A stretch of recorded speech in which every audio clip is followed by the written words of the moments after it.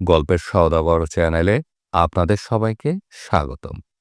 আজকে আমরা শুনব শীর্ষেন্দু মুখোপাধ্যায়ের লেখা উপন্যাস কালো বেড়াল সাদা বেড়াল পর্ব ১৪। তা হবে, ওসব আলোচনার আর লাভ কি? ও আমার অফার রিফিউজ করায় আই ফেল্ট ইনসাল্টেড। কেন গোপীদা? আপনাকে অপমান করার জন্য তো করেনি। ওর আত্মমর্যাদায় লেগেছিল বলে নেয়নি। হঠাৎ তুই সোনালির সাউকার হয়ে উঠলি কেন? তোকে কি ও উকিল রেখেছে নাকি? সুব্রত হাসল না, গম্ভীর হয়ে বলল, আপনাদের মধ্যে কি ঘটেছিল জানি নে, কিন্তু আপনাকে বা সোনালি দিকে কাউকে আমার খারাপ মনে হয়নি। আমিই খারাপ। কথাটা এড়িয়ে যাবেন না গোপীদা, কি হয়েছিল বলুন। গোপীনাথ সামান্য বিরক্ত হল, বলল, এটা কি সেসব কথা বলার সময়? দেখছিস তো আমি কি অবস্থায় আছি। সুব্রত একটু চুপ করে থেকে বলল, আমার কি মনে হচ্ছে জানেন? আমার মনে হচ্ছে আপনার এই বিপদের দিনে আপনার একজন বিশ্বস্ত ও বুদ্ধিমান সঙ্গী দরকার। গোপীনাথ একটু ব্যঙ্গের সুরে বলল, সেই সঙ্গী কি সোনালি? নয় কেন? নয় এই কারণে যে আমার সবচেয়ে প্রয়োজনের সময়, ব্যস্ততার সময় সোনালি আমাকে অপমান করে ছেড়ে চলে এসেছিল, and she never looked back. কিন্তু কেন এসেছিল গোপীদা? বোধহয় সে নারীবাদী বা আর কিছু। আপনি সোনালিদিকে ভালো করে জেনেছেন কি? চেষ্টা করেছি। স্ত্রী চরিত্র বোঝার মতো এলেম আমার নেই। এটা একটা কিস। সোনালি তোকে কত করে ফি দিচ্ছে বলতো? সোনালিদি ফি দিবেন কেন? তিনি কি আপনার সঙ্গে কম্প্রোমাইজ করার জন্য লালায়িত? গোপীনাথ হেসে বলল, লালায়িত কথাটা বেশ বলেছিস।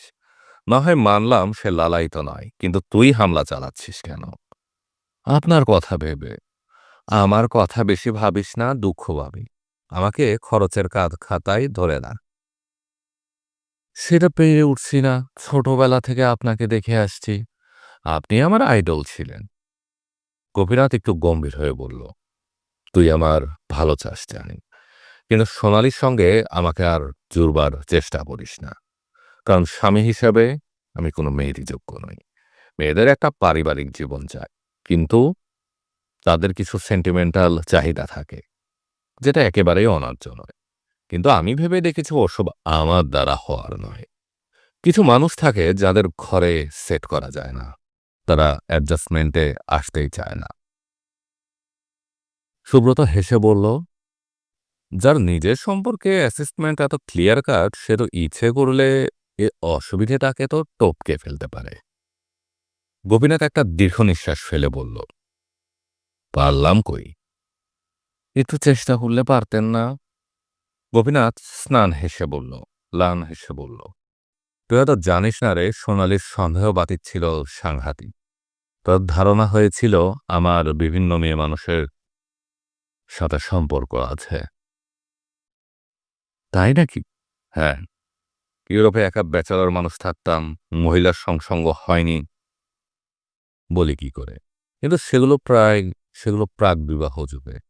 পরে কাজের চাপে আর নেশায় আমার অন্য সব বোধহয় চলে যায়। সোনালিদির সন্দেহ কি অনলুক? গোপীনাথ মাথা নেড়ে বলল, তাও বলছি না, তবে প্রসঙ্গটা বাদ দিলে ভালো করবি। দেয়ার ওয়াজ এ হেল অফ মিসআন্ডারস্ট্যান্ডিং। আমি কাউকেই দোষ দিই না। সোনালিদি কিন্তু অত্যন্ত রিজার্ভড মহিলা, উইথ পার্সোনালিটি। জানি না। আমার মনে হয় আপনি সোনালিদিকে খুব ভালো জানেন না। তাও হতে পারে, কিন্তু don't try to reconciliation, it may be hurt you. এখন রোজমারি আর মনোজের কথা বল, এরা কেমন লোক? রোজমারি বুদ্ধিমতী, আর মনোজ কি গাধা? তা বলছি না, তবে মনোজ ক্রাইসিস ম্যান নন, বিজনেস ব্রেনও নেই। খুব স্বাভাবিক, সেটা আমারও নেই। আরেকটা কথা। বলো। বল। শুভ নামের রোজমারির একজন অ্যাসিস্ট্যান্ট আছে, বাচ্চা ছেলে। সে আমার ঘরে এসে মাঝে মাঝে আড্ডা মারে। সে কিছু বলেছে? হ্যাঁ, সে বলেছে রোজমারি নাকি প্রায় সিঙ্গাপুরে যায়। সেখানে কি আছে? একজন আত্মীয় থাকে, বন্টন হবে বোধহয়। কিন্তু সেটা কথা নয়। কথা হলো শুভ দেখেছে একটা লোক রোজমারির সঙ্গে একই ফ্লাইটে যায় এবং আসে। কিন্তু রোজমারির চেনা লোক নয়। বটে, লোকটা বেঁটে, ফর্সা এবং স্বাস্থ্যবান। শুভ তাকে বকেশন নাম দিয়েছিল। লোকটাকে শুভ একদিন ফলোও করে, কিন্তু চিতপুরের একটা বাড়িতে ঢুকে লোকটা গায়েব হয়ে যায়। কিন্তু এ ঘটনার সঙ্গে আমাদের সম্পর্ক কি? সম্পর্কটা শুভ না জানলেও আমি জানি। আমি কোম্পানির পিয়ানো। শুভ যে বাড়িটার ঠিকানা দেয়, সে বাড়িতে লুলু নামের একজন লোক থাকে। লুলু আমাদের কোম্পানির সিকিউরিটি চালাতে আছে, কিন্তু সে কখনো অফিসে আসে না। কোম্পানির অ্যাকাউন্টসে খোঁজ নিয়ে জেনেছি লুলুর নামে একটা বেশ মোটা টাকার বরাদ্দ আছে। গোপীনাথ বিরক্ত হয়ে বলল, তার সঙ্গেই বা আমাদের সম্পর্ক কি? আমাদের নয়, রোজবাড়ির। তুই কি বলতে চাস রোজমারির সঙ্গে ওর এক্সট্রা ম্যারিটাল রিলেশন আছে? ডিরেকশন তাই সাজেস্ট করে। তাতে আমার কিছু আসা যায় না। আমার ধারণা রোজমারি লুলুকেই আপনার সিকিউরিটির ভাত দিবে। দিক না। সুব্রত মাথা নাড়ল। আমার কিছু হোমওয়ার্ক করা আছে। সেটা আবার কি? Police record. লুলু কি ক্রিমিনাল? Drug trafficker. জার্মানি তো বেশ, বেশিরভাগ ব্যবসায়ী বেআইনি। সেটা কি রোজমারি জানে না? বোধ হয় না। রোজমারি কি বোকা? বোকা নয়, অনাজ্ঞতা। লুলু ইজ এ ব্যাড নিউজ। তাহলে কি করতে বলিস? সাবধান হতে বলি। তুই তো সকালে আমাকে জিজ্ঞেস করছিলি আমার ঠিকানা রোজমারিকে দিবি কিনা। তাহলে আবার এ কথা বলছিস কেন? লুলু যে ব্যাড নিউজ এটা তো তোর জানাই ছিল। সুব্রত মাথা নেড়ে বলল, না, জানা ছিল না। লুলু সম্পর্কে খোঁজ নেওয়ার জন্য পুলিশের একজন অ্যাসিস্ট্যান্ট কমিশনারের কাছে বলা ছিল। তিনি আমার সম্পর্কে কাকা হন। তিনি ঘণ্টাখানেক আগে আমাকে টেলিফোন করে জানালেন। লুলুকে তাহলে অ্যারেস্ট করা হচ্ছে না কেন? প্রমাণের অভাব। তাছাড়া পুলিশ সব ক্রিমিনালকে অ্যারেস্ট করেও না যতক্ষণ না ঘটনা ঘটছে। গোপীনাথ কাঠটা ঝাঁকিয়ে বলল, টোস্ট খাবি? আমার খিদে পেয়েছে। টোস্ট? এখন এসব কথার মাঝখানে টোস্টের কথা কেন? বিপদ যেমন সত্য, খিদেও তেমন সত্য।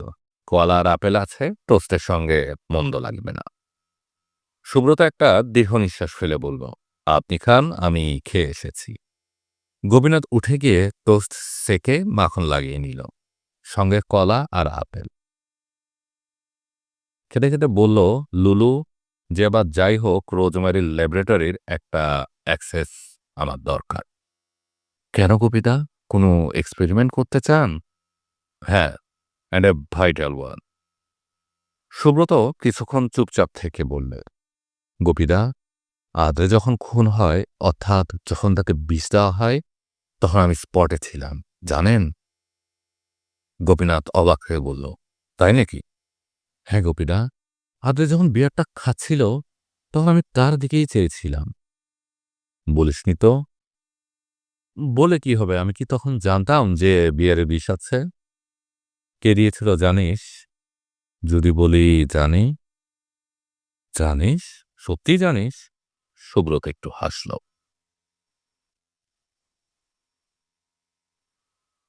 সোমবার দুপুরের দিকে সোনালি রোজমারির ফোন পেল। সোনালি, একবার একটু আমার ঘরে আসবেন? সোনালি একটু অবাক হল। সে মনোজের সেক্রেটারি, রোজমারির সঙ্গে তার প্রয়োজন খুবই কম। সে বলল, হ্যাঁ ম্যাডাম, আসছি।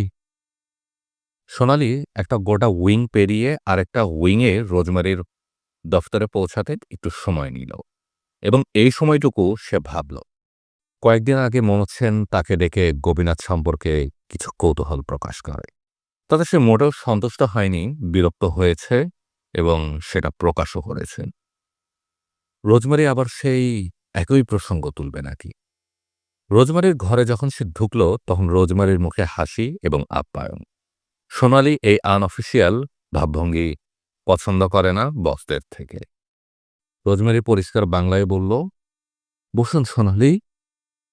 সোনালি বসল এবং সে হাসল না। রোজমারি তবু মুখের হাসিটা বজায় রেখে বলল, আপনাকে কয়েকটা কনফিডেন্সিয়াল কথা বলতে চাই সোনালি। সোনালি ভ্রু একটু কুঁচকে বলল, কি ব্যাপারে? আমাদের কারখানার ব্যাপারে। সোনালির ভ্রু কোঁচকানোই রইল, অফিসের ব্যাপারে।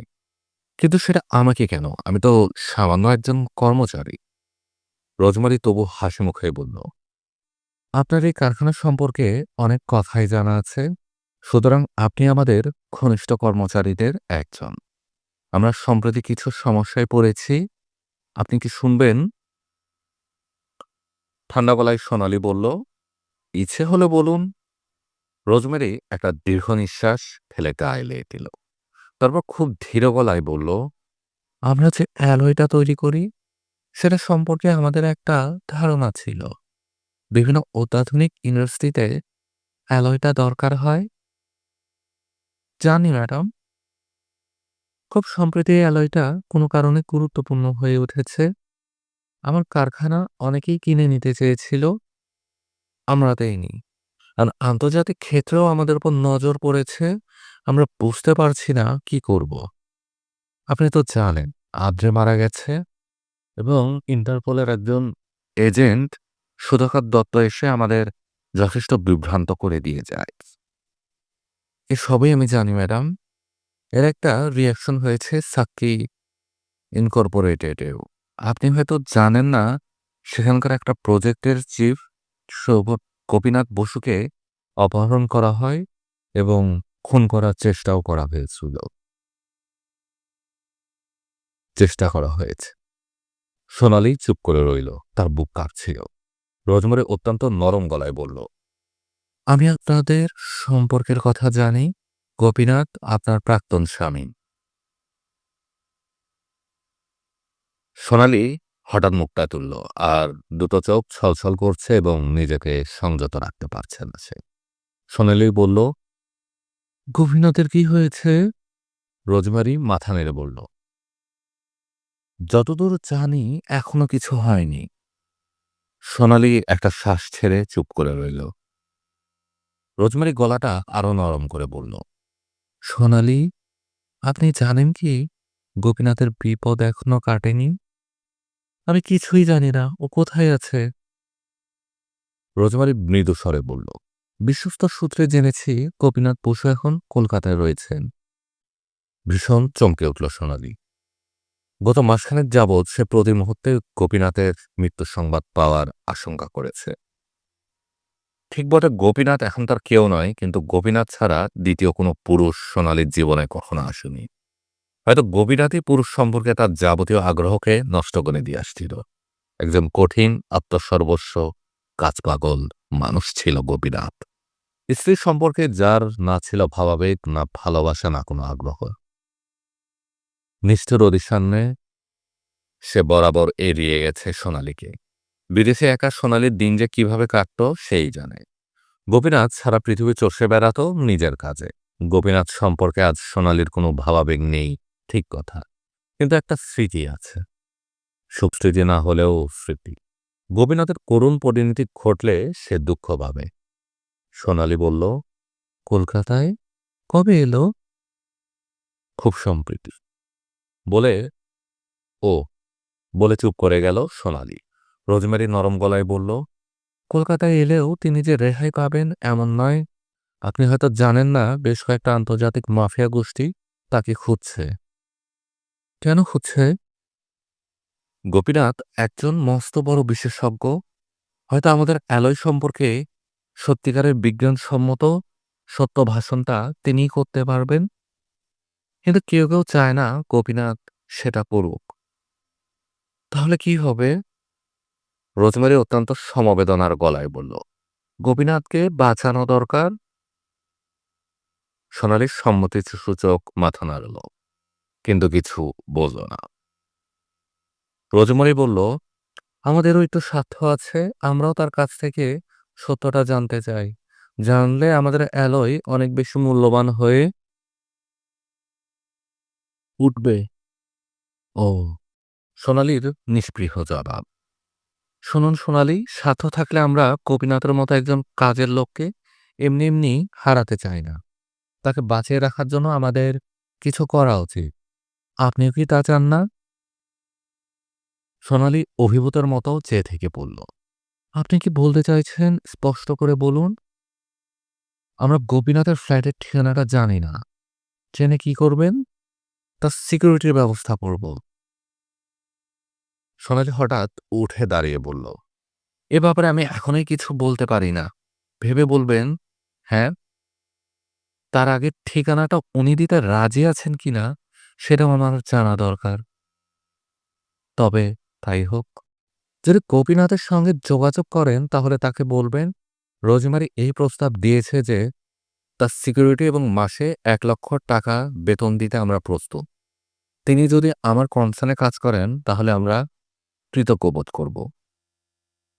চেষ্টা করব বলতে, হ্যাঁ, ১,০০,০০০ টাকা মাইনে ছাড়াও তার যাবতীয় খরচাও আমরা দিব। ধরুন মাসে আরও ৫০,০০০ টাকার মতো। দয়া করে কথা বলবেন। বেতন নিয়ে তিনিও তার মতামত দিতে পারেন। আমরা বিবেচনা করতে রাজি আছি। বলল, আপনি আজ একটু টেনশনে আছেন।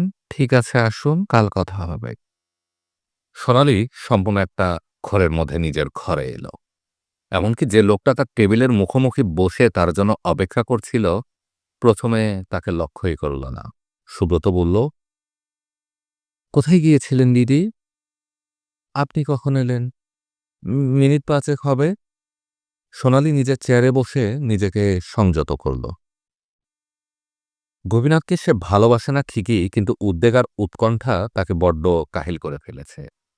সোনালি বিনা ভূমিকায় বলল, সুব্রতবাবু, আপনার গোপীদা এখন কোথায়? সুব্রত ভ্রু তুলে বলল, কেন বলুন তো? আমি জানতে চাই গোপীনাথ এখন কলকাতায় কিনা। আপনি জানেন? সুব্রত একটু চুপ করে থেকে বলল, খবরটা চাপা নেই। অনেকেই জানে, আমিও বলবো বলেই আপনার কাছে এসেছি। তাহলে বলুন। গোপীদা এখন কলকাতায়। কেন? গোপীদাকে রোম থেকে পালিয়ে আসতে হয়েছে, অনেক বিপদের ভিতর দিয়ে। কিরকম বিপদ? তাকে মারবার জন্য চেষ্টা করা হয়েছে। বরাত জোরে বেঁচে গেছেন, কিন্তু কলকাতাও তার পক্ষে হট হয়ে উঠেছে। তাহলে কি হবে? শুধু ভাগ্যের উপর তো নির্ভর করে থাকা যাচ্ছে না। আমরা কি করতে পারি? গোপীদা যদি পালিয়ে বা লুকিয়ে থাকতে রাজি হতেন তাহলে একটা পথ ছিল, কিন্তু হি ইজ এনজয়েড আর ডেঞ্জার্স। সে কি? সেটাই তো কথা। পরশুদিন ওর ফ্ল্যাটে দুটো লোক ঢুকেছিল উইথ আর্মস। সোনালি সভয়ে বলল, তারপর? গোপীদা অ্যালার্ট ছিলেন বলে বেঁচে যান। কিন্তু বরাবর তো এমন হবে না। সত্যিকারের প্রফেশনাল খুনির পাল্লায় পড়লে মুশকিল আছে।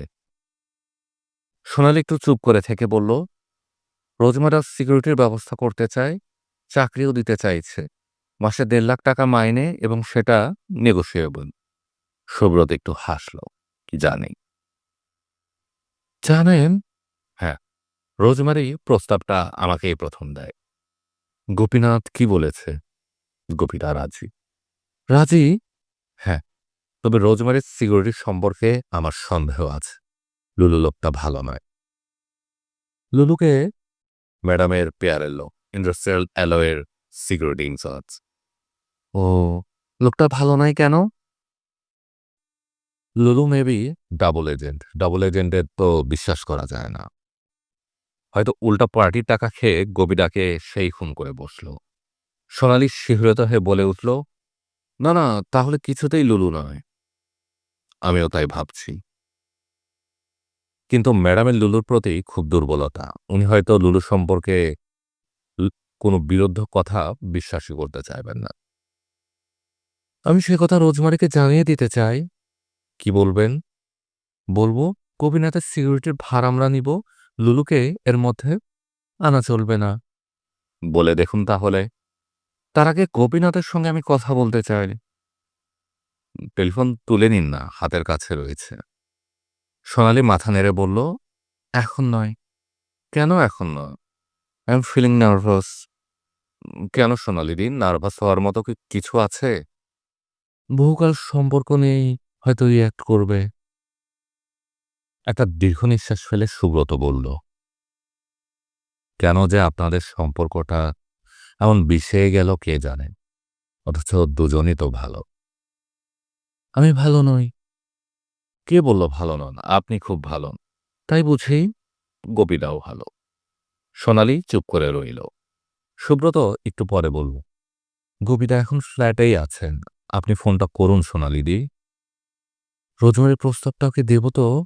হ্যাঁ, কিন্তু আমার আরেকটা জরুরি কথা আছে। কি কথা? আপনি কিছু মনে করবেন না তো? তেমন কিছু কি? হয়তো পছন্দ হবে না, প্লিজ রাগ করবেন না। ঠিক আছে, বলুন।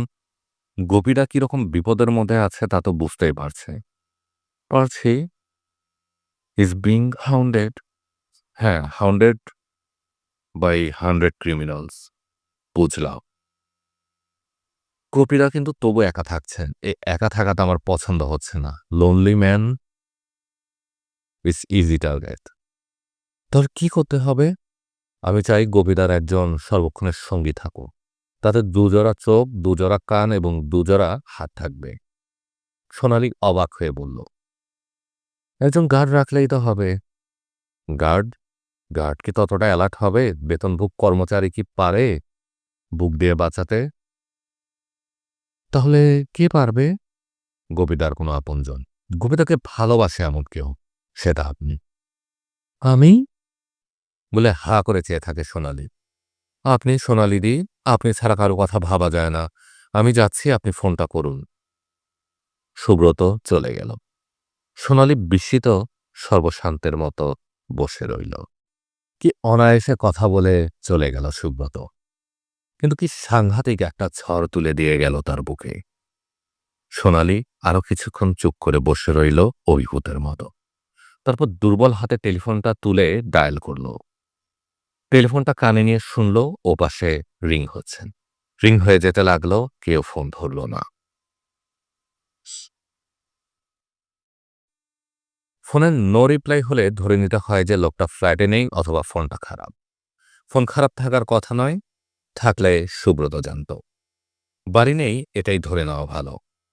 সোনালি তবু একটা উদ্বেগের মতোর মধ্যে রইল। লোকটা বিপদের মধ্যে আছে, মারাত্মক বিপদ। একটা কিছু যখন তখন হয়ে যেতেও পারে তো। চিন্তাটা সোনালি মাথা থেকে তাড়াতে পারল না। অথচ গোপীনাথের সঙ্গে তার জাগতিক সম্পর্ক শেষ হয়েছে।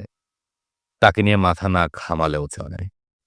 সোনালির ডাক এলো মনোজের ঘর থেকে ৮ ঘন্টা বাদে। মিস সোম, বসুন। সোনালি বসল। আপনার সঙ্গে রোজমারি আজ একটা অপ্রিয় প্রসঙ্গে কথা বলেছে। হ্যাঁ। মনোজের মুখটা ভারাক্রান্ত এবং উদ্বিগ্ন। সে গলা খাকারি দিয়ে স্বাভাবিক হওয়ার চেষ্টা করল। না, আমিও এর আগে একদিন প্রসঙ্গটা তুলে আপনাকে অস্বস্তিতে ফেলে দিয়েছিলাম। তবু কথাটা যে উঠেছে তার কারণ দুটো। আমাদের অ্যালয়ের কেমিক্যাল রিঅ্যাকশন থেকে আমরা কিছু বুঝে উঠতে পারছি না। দ্বিতীয় কথা, গোপীনাথ বসুর মতো ট্যালেন্টেড লোককে যে কোনো মূল্যেই বাঁচানো উচিত। সোনালি মাথা ঠেঙ্গে ঠান্ডা রেখে বলল, গোপীনাথ বসুকে সিকিউরিটি দেওয়ার ব্যাপারে কিছু কথা আছে। কি কথা? আপনাদের দেওয়া সিকিউরিটি আমাদের পছন্দ নয়। মনোজ হঠাৎ এ কথায় ঝুঁকে পড়ে তীক্ষ্ণ গলায় বলল, কেন বলুন তো? লুলু সম্পর্কে আমাদের পরিষ্কার ধারণা নেই। মনোজ অবাক হয়ে বলল, লুলু? লুলু আবার? ইন্ডাস্ট্রিয়াল অ্যালয়ের সিকিউরিটি ইনচার্জ। মনোজ ভ্রুকুচকে কয়েক সেকেন্ড কিছু মনে করার চেষ্টা করল। তারপর হঠাৎ সোজা হয়ে বসে বলল, লুলু? My God! লুলু মানে তো নন কিশোর লালা। সেই কি আমাদের সিকিউরিটি ইনচার্জ? ইন্ডাস্ট্রিয়াল অ্যালয়ের সিকিউরিটি ইনচার্জ কে সেটাও মনোজ জানে না দেখে বিস্মিত সোনালি বলল, হ্যাঁ, কেন আপনি জানতেন না? মনোজ একটা অদ্ভুত চোখে সোনালির দিকে চেয়ে ধীরে ধীরে বোন নিচে করে কয়েকবার মাথা নেড়ে বলল, হ্যাঁ, হ্যাঁ, অবশ্যই। সোনালির স্পষ্ট মনে হলো মনোজ সত্যিই জানতেন না, এবং জেনে মোটেও খুশি হলো না। তার মুখে আচমকা একটা রক্তাভ আভা দেখা গেল। একটু সময় নিয়ে এই আকস্মিক সপ্রতিভাকে একটু সামলে নিয়ে মনোজ হেসে বলল, না, আসলে সবসময় সব জিনিস খেয়াল থাকে না। আমি একটু একাডেমিক টাইপের, বাস্তববোধ কম। ও সব রোজমেরেই দেখে কিনা। হ্যাঁ, কি যেন বলছিলেন? সোনালি খুব দৃঢ় শান্ত গলায় বলল, আমরা লুলুর কথাই বলছিলাম। সিকিউরিটির ব্যাপারে লুলুকে আমাদের পছন্দ নয়। মনোজ একটু চুপ করে থেকে বলল, কেন নয় বলবেন? ওর সম্পর্কে আমাদের কিছু সন্দেহ আছে। মনোজ ভ্রু কুঁচকে আরেকটু ভেবে বলল, লুলুর কনসার্নের নাম গ্লোবাল সিকিউরিটি না? না তো, ইউনিভার্সাল আই। ও, তা হবে। নল কিশোরের অনেক কোম্পানি, অনেক ব্যবসা, সবকিছু খবর রাখা অসম্ভব। তাহলে আপনারা কি চান? গোপীনাথের সিকিউরিটির ভার অন্য কেউ নিক। মনোজ প্রস্তাবটা অগ্রাহ্য করল না, বলল, বেশ, কিন্তু চাকরির অফারটা? সেটা উনি রাজি হলে আপনাকে জানাবো। চিন্তিত মনোজ হঠাৎ যেন সবকিছু থেকে খানিকটা দূরে সরে গেল, নিষ্পৃহ হয়ে গেল। লুলুর প্রসঙ্গটা কি এতই অরুচিকর কাছে? কেনই বা? সুব্রত বলেছিলেন লুলু রোজমেরির পেয়ারের লোক। কথাটা কতটা সত্যি? আর সবচেয়ে বড় কথা, লুলুকে আসলে কি? মনোজের কাছ থেকে খুব নিচু স্বরে বিদায় নিয়ে চলে এলো সোনালি। টেবিলটা চটপট গুছিয়ে নিয়ে এসে বেরোবার মুখে আরেকবার টেলিফোন করলো গোপীনাথকে। রিং বেজে গেল, কেউ ধরল না। অন্যদিনের চেয়ে আজ অনেক দ্রুত পায়ে বেরিয়ে এলো সোনালি। গোপীনাথের ফোন কেন নো রিপ্লাই হচ্ছে সেটা জানা দরকার। ট্যাক্সি পাওয়া যাবে কিনা ভাবতে ভাবতে সিঁড়িতে নেমে যখন সে ঊর্ধ্বশ্বাসে বাইরের দিকে ছুটছিল, তখন বাইরে চমৎকার লনের দুপাশে যে গাড়ি পার্ক করার জায়গা আছে, সেখান থেকে কে যেন অনুচ্চস্বরে ডাকল, সোনালিদি। হেলমেট পরা সুব্রতকে সে প্রথমটাই চিনতে পারেনি। সুব্রত তার মোটর বাইকটাকে পার্কিং লট থেকে বের করে সামনে নিয়ে এসে দাঁড় করানো। উঠো। সোনালি এই প্রথম টের পেল তার হাত পা বসেনি, সে রীতিমতো কাঁপছে। বলল, আমি পারবো না, পড়ে যাব। উঠুন সোনালিদি, we must reach him quickly. গত 3 ঘন্টা ধরে গোবিদা ফোন, নো রিপ্লাই। সোনালি সুব্রতর পিছনে উঠে পড়ল। তারপর কিভাবে যে রাস্তাটা পার হলো তা সে নিজেও জানে না। সম্পূর্ণ হতচেতনা বা আচ্ছন্নতার মধ্যে ছিল সে। একজন চেনা মানুষ, এখন আর স্বামী নয়, তবু তো চেনা। তার মৃত্যুটা কিভাবে নেবে সোনালি? সুব্রত বাইকটাকে লক করে তার হাত ধরে প্রায় টেনে হিচড়ে লিফটে উঠে দরাম করে দরজা বন্ধ করে দিল। কি হয়েছে সুব্রত বাবু? আপনি এত তাড়াহুড়া করছেন কেন? সোনালি, দি প্রে টু গড, ওর কি কিছু হয়েছে? হোক, তা আমরা কেউ চাই না। লিফট থামতেই দরজা খুলে লাফিয়ে গেল সুব্রত। পিছনে সোনালি। দরজাটা আধ খোলা ছিল। সুব্রত সপাটে সেটাকে খুলে ভিতরে ঢুকেই থমকে দাঁড়ানো। বাইরের ঘরের দৃশ্যটাই বীভৎস। দেওয়াল, দরজার ডিভান, কম্পিউটার, সোফা সেট, সর্বত্র এলোপাথারি গুলি চালানোর চিহ্ন। মেঝে অবধি কোথাও কোথাও চলটা উঠে গেছে, না হোক গোটা ৩০-৪০ বার গুলি চালানো হয়েছে। এই ঘরে সুব্রত শোয়ার ঘরটাই উকি দিল। এই ঘরেও কয়েকবার গুলি চলেছে বটে, কিন্তু বেশি নয়। সুব্রত বাথরুম, বারান্দা আর একখানা ঘর সর্বত্র ঘুরে দেখল, কোথাও লাশ নেই। সোনালি সুব্রতর সঙ্গে ছায়ার মতো লেগে আছে, আতঙ্কিত গলায় বলল, এসব কি হয়েছে সুব্রত বাবু? গুলি চলেছে, কিন্তু কেউ মরেনি। গোবিদা হয় পালিয়েছে, নয়তো কেউ বা কারা তুলে নিয়ে গেছে। অ্যাবডাকশন হতেও পারে। গোবিদাকে কতবার বললাম আমার বাড়িতে চলে যেতে, কেন যে গেল না। সাহস ভালো, কিন্তু অতি সাহস তো ভালো না। সোনালি ঘাবড়ে গেছে, মুখ শুকনো, ঠোঁট সাদা। তবু যেন ভিতর থেকে কিছু কঠিন হয়েছে সে। চারদিকে চেয়ে বলল, এত গুলি চালালো কেন বলুন তো? মারতে হলে তো একটা দুটো গুলি যথেষ্ট। সেটাই ভাবছি। সদর দরজার কাছে গিয়ে ঘরটা একবার দেখল সোনালি। তারপর হঠাৎ ডান ধারে কাচের শাসি ওলা জানালার দিকে গিয়ে বলল, সুব্রত বাবু, এদিকে আসুন। সুব্রত গেল। যতদূর মনে হচ্ছে কেউ বাইরে থেকে জানালা দিয়ে ভিতরে গুলি করেছে। সুব্রত অবাক হয়ে বলল, বাইরে থেকে?